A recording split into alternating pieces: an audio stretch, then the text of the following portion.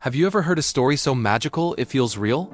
Let's travel to a quiet little village in France, where we meet a girl named Belle. Belle wasn't like the other girls in town. While they were busy with everyday life, Belle was always lost in a book, dreaming of grand adventures far beyond her small provincial world. She was kind, intelligent, and saw the world not just for what it was, but for what it could be. Belle lived with her father, Maurice, a quirky and lovable inventor. One day, while traveling to a fair to showcase his latest creation, Maurice got lost in the dark, spooky forest. As the wolves howled, he stumbled upon a mysterious, towering castle. Seeking shelter, he cautiously stepped inside. The castle was enchanting, with talking clocks and candlesticks, but it was also home to a terrifying secret. The master of the castle was a monstrous beast. This beast was once a handsome, but arrogant and selfish prince. A powerful enchantress, disguised as an old beggar, had offered him a single rose in exchange for shelter from the cold. When he turned her away with disgust, she revealed her true form and placed a powerful curse on him and his entire castle. He was transformed into a fearsome beast, and his servants into household objects. The curse could only be broken if he could learn to love another and earn their love in return before the last petal of the enchanted rose fell. Furious at the intrusion, the beast locked Maurice away in a cold, dark dungeon. When Maurice's horse returned home alone, Belle knew something was terribly wrong. Without a second thought, she rode into the forest, braving the dangers to find her father. She followed the horse's tracks right to the castle gates. Inside, she found her father, weak and shivering. She pleaded with the beast to set him free. The beast, seeing an opportunity to break the spell, agreed. But on one condition: Belle had to take her father's place and stay in the castle with him forever. It was a terrifying choice, but Belle's love for her father was stronger than her fear. She bravely agreed. Life in the castle was lonely and frightening at first. The beast was gruff, ill-tempered, and often roared in frustration. Belle missed her home terribly.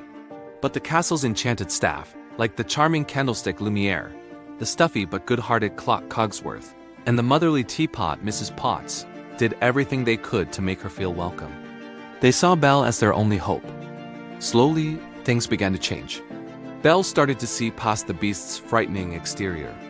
She discovered his magnificent library, a paradise for a book lover like her. They began to spend time together, sharing meals, reading stories, and even having a playful snowball fight in the castle grounds. Belle saw glimpses of a gentle and kind heart hidden beneath the fur and fangs. She learned about his loneliness and his deep regret for his past mistakes. The beast, in turn, was captivated by Belle's kindness, courage, and intelligence.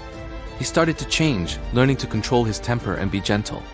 He gave her the library as a gift, one of the kindest things anyone had ever done for her. He was falling in love, and for the first time in years, he felt a flicker of hope. Belle, too, found herself growing fond of her once fearsome captor. She was no longer his prisoner. She was his friend. One evening, they dressed in their finest and shared a magical dance in the grand ballroom. It was a moment of pure connection. But Belle's happiness was cut short when the beast's magic mirror showed her an image of her father, sick and lost in the woods, trying to rescue her. Seeing her distress, the beast made an incredible sacrifice. He let her go, knowing that he might lose his only chance to become human again. He had truly learned to love. Belle rushed home and saved her father, but trouble followed. The jealous town hero, Gaston, who had been trying to marry Belle, stirred up the villagers into a fearful mob. He convinced them the beast was a monster that needed to be destroyed. They stormed the castle, ready for a fight. The beast, heartbroken without Belle, had lost all will to live. He didn't even fight back as Gaston attacked him on the castle rooftop. But then, he heard a familiar voice. It was Belle. She had returned for him. Seeing her gave him a renewed strength.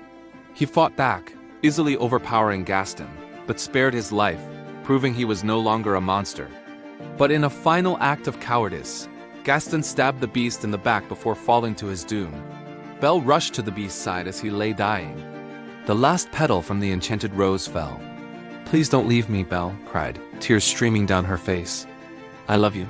As those magical words were spoken, a transformation began. Rain fell from the sky, washing away the curse. The beast lifted into the air, surrounded by light, and transformed back into the handsome prince he once was. The castle and all its inhabitants returned to their human forms. The prince and Belle, now united by a love that saw beyond appearances, were married. They ruled the kingdom with kindness and compassion, living happily ever after. Their story reminds us of a timeless truth, that true beauty is found within, and that love and kindness have the power to heal even the deepest wounds and break the darkest of spells. Thank you so much for watching this beautiful story with me. If you enjoyed it, don't forget to like, share, and subscribe for more magical tales. See you next time.